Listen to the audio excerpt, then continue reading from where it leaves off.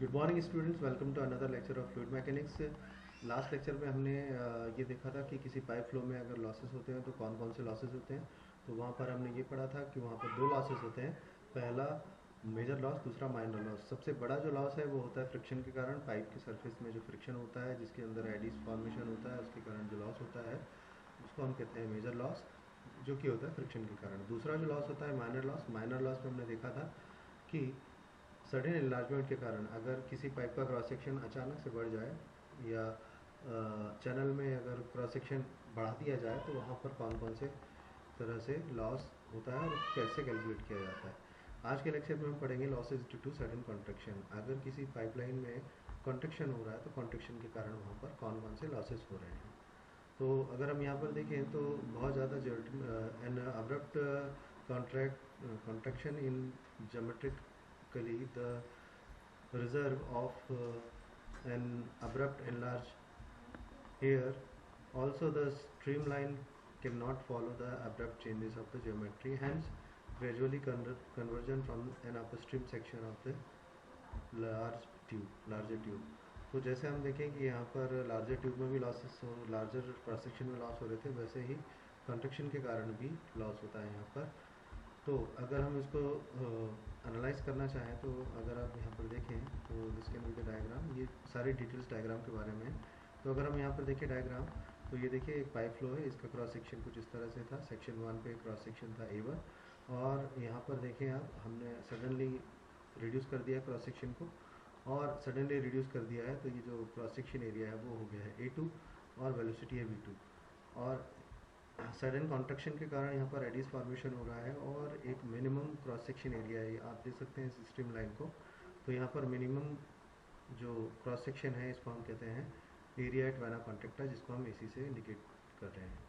ठीक है, अब अगर हम यहाँ पर आगे चलें, हम यहाँ पर एनर्जी इक्वेशन लगाएं तो फिर से बर्नौलीज इक्वेशन लगेगी। बर्नौलीज इक्वेशन में हम हेड लॉस कंसिडर करेंगे एक साइड जो है इक्वेशन रहेगी P1 by rho g plus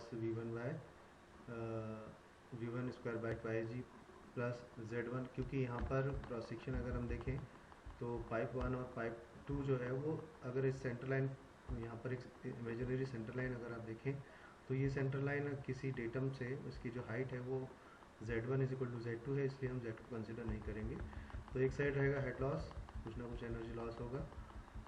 तो उसको अगर हम रिजॉल्व करते हैं तो इस तरह से हेड लॉस की इक्वेशन आ जाएगी। Head loss is equal to V2 square by 2g A2 by AC। Last वाले न्यूमेरिकल में था ये 1 माइनस A2 बाय A1, यहाँ पर हो जाएगा A2 by AC where AC is the area at vena contracta minus 1 इसका पूरे का स्क्वायर। इसी को अगर हम रीअरेंज करें तो यहाँ पर क्योंकि हम जाते हैं कोएफिशिएंट ऑफ कॉन्ट्रैक्शन होता है area at vena contracta upon the pipe area, तो इसको अगर हम यहाँ पर रिजॉल्व करें तो ये हो जाएगा फॉर्मूला कुछ इस तरह से 1 by CC। CC is the coefficient of contraction. तो ऑलरेडी मैं बता चुका हूँ आपको कि कोएफिशिएंट ऑफ कॉन्ट्रैक्शन क्या होता है।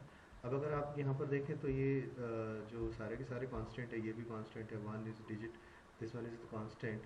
तो सिर्फ वेलोसिटी अगर आप फाइंड आउट कर लें एट सेक्शन 2 पर और ये कांस्टेंट्स हैं तो इस कांस्टेंट को मल्टीप्लाई कर दें तो यहाँ पर आप सारे की सारी डिटेल्स को निकाल सकते हैं। वेयर के is the 1 by CC minus 1 पूरे का स्क्वायर।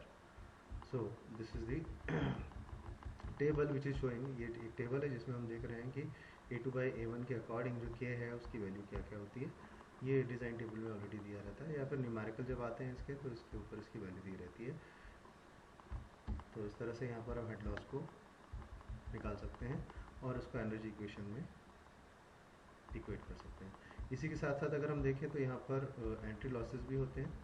तो एंट्री लॉसेस जो होते हैं 0.5 times of V2 square by 2g होते हैं।